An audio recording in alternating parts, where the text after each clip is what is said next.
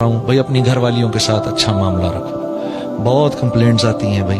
دیکھو آپ شادی کر کے بیوی کو گھر پہ لے کر آتے ہو, بچی کو گھر پہ لے کر آتے ہو, ایک سیکنڈ کے لیے آپ سوچو کہ میں اگر کسی کے گھر میں جا کے رہوں, میں پرسنلی کسی گھر میں, میرے لیے مشکل ہو جائے یار, ایک مرد ہوں, ہاں, کسی کے گھر میں, کسی اور کے گھر میں جا کے رہنا, اور یہ ہو کہ اب یہیں رہنا ہے, وہاں میرا اپنا کمرہ, میرے اپنے ماں باپ, سب چھوڑ چھاڑ کے یہاں آ گیا. کیا صرف ایک انسان کے کہنے پر, ہاں, اس کو سامنے رکھ کے, شوہر کے کہنے پر میں آ گئی گھر, ٹھیک ہے نا, وہ لڑکی گھر آ گئی.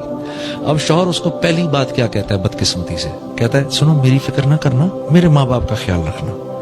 بھائی کیوں تم کسی نوکرانی کو لائے ہو گیا؟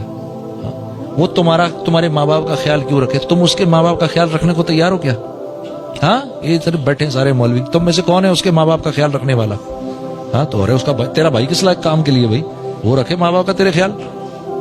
ویسے ہی وہ تمہارے ماں باپ کا کیوں خیال رکھے؟ جب اتنی محبت دو اس کو, اتنی محبت دو اس کو کہ تمہاری محبت میں وہ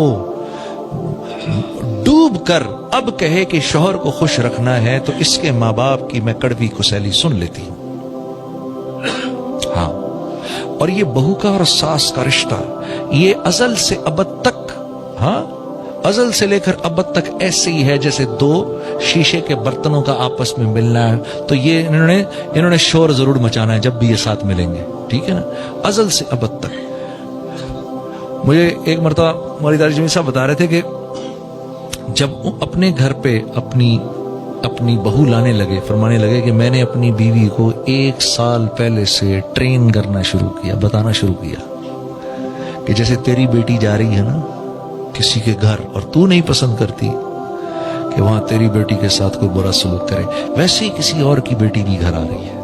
ہاں, اور فرمانے لگے کہ میں نے اتنا اس کے ساتھ اتنی بات کی کہ وہ پریپیئر ہو گئی کہ میں نے اس لڑکی کے لیے ماں بننا ہے, میں نے اس لڑکی کے لیے ماں بننا ہے. تو آپ کے لیے ضروری کیا ہے, آپ کے لیے ضروری کیا ہے, آپ کے لیے ضروری ہے یہاں سے بیوی کی بات سنی, ادھر سے نکال دی, ادھر سے ماں کی بات سنی, یہاں سے نکال دی, ٹھیک ہے, ہنستے رہنا ہے, مسکراتے رہنا ہے.